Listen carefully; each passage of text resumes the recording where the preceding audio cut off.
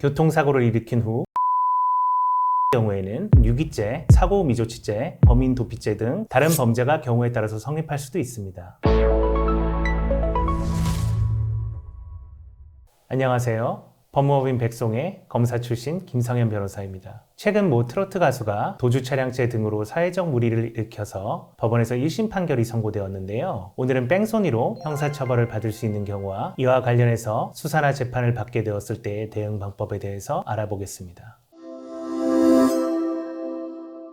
뺑소니로 형사처벌을 받게 되는 경우는 어떤 경우일까요? 특정 범죄 가중처벌 등에 관한 법률은 과실에 의한 교통사고를 일으킨 운전자가 피해자를 상해나 사망에 이르게 하고 도주하거나 도주 후에 피해자가 사망한 경우를 도주차량죄로 형사처벌하고 있습니다. 한편 교통사고를 일으킨 후 경찰에 신고해서 도로상의 교통사고로 인한 파편이 치워지도록 하는 등 필요한 조치를 취하지 않는 경우에는 도로교통법상의 사고 미조치죄로 형사처벌이 됩니다. 물론 도주차량죄, 사고 미조치죄로 둘 다 동시에 처벌이 될 수도 있습니다. 교통사고를 일으켰는데 현장을 떠나면 무조건 도주차량죄가 되는 것인가요? 그것은 아니고 교통사고를 일으킨 것에 대해서 과실이 있어야 합니다. 그리고 구호조치가 필요한 상황이어야 하며 구호조치를 이행하지 않았을 것이라는 조건이 필요합니다. 영화나 드라마를 보면 운전자가 동승자를 태우고 운전을 하다가 교통사고를 일으킨 후에 도주하고 나아가 동승자가 자신이 운전을 했다고 나중에 경찰에 거짓말을 하는 경우가 있는데 이런 경우에 동승자도 도주차량죄로 처벌을 받는 것일까요?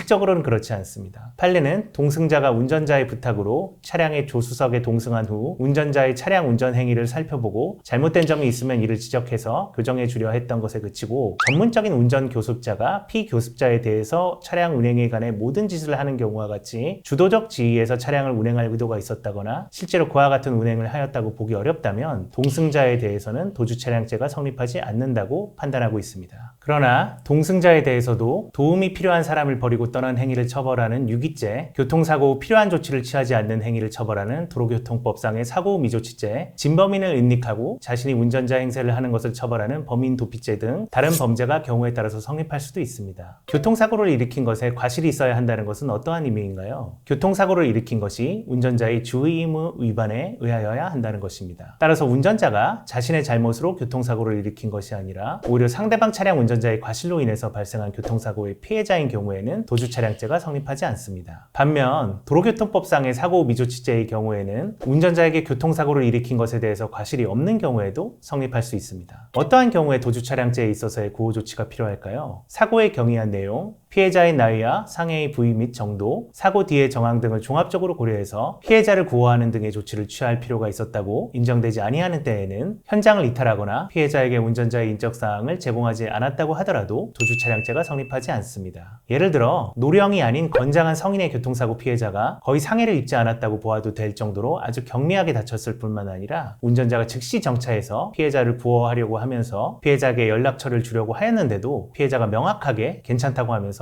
도움이 필요 없고 연락처를 안 주어도 된다고 하는 경우에는 구호조치의 필요성이 부정될 수도 있습니다. 그러나 구호조치의 필요성이 부정되는 경우는 지극히 예외적으로만 인정됩니다. 구호조치란 무엇을 의미할까요? 교통사고를 일으킨 후 도주차량죄로 처벌을 받지 않기 위해서는 구호조치를 다 해야 하는데요. 이는 즉시 정차해서 피해자를 구호하고 또한 피해자에게 운전자의 인적사항을 제공해야 한다는 것입니다. 피해자를 구호하는 것은 경찰, 병원, 119 등에 신고해서 피해자의 구조를 요청하거나 운전자가 직접 또는 제3자로 하여금 병원으로 후송하게 하는 것 등을 의미합니다. 운전자가 현장을 이탈하기 전에 피해자가 직접 또는 피해자 측 가족 등의 도움을 받아 병원으로 이동하는 것을 확인하고 운전자가 경찰에 즉시 신고해서 자수한 경우에도 구호조치를 다한 것이 됩니다. 피해자를 병원에 데려다 주는 등 구호를 하기만 하면 도주차량죄로 처벌을 받지 않는 것인가요? 그렇지 않습니다. 피해자가 운전자가 누구인지 확인해서 추후 필요시 연락이 가능하도록 피해자에게 운전자의 인적사항, 연락처 등을 알려줘야 합니다. 도주차량죄 혐의로 수사나 재판을 받게 되었을 때 어떻게 대응을 해야 할까요? 우선 교통사고를 일으킴에 있어서 운전자의 과실이 있었는지, 피해자에 대한 구호조치를 할 필요가 있었는지, 즉시 정차해서 구호조치를 다했는지를 검토해서 혐의를 인정할 것인지 아니면 다툴 것인지를 결정해야 합니다. 그리고 대부분의 경우 피해자와 합의를 시도하는 것이 사건 해결에 도움이 될 수 있습니다. 도주차량죄 사건으로 수사나 재판을 받고 있는데 어떻게 대응해야 할지 고민이 되시는 경우 경험이 많은 변호사의 도움을 받아보시기 바랍니다.